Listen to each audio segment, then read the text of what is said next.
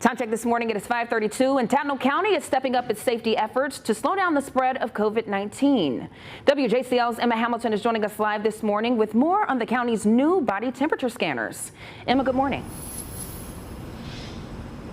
Hey Ashley, good morning. Well, I think getting your temperature checked as you enter any facility is really going to be the new normal, even once we get past the coronavirus pandemic.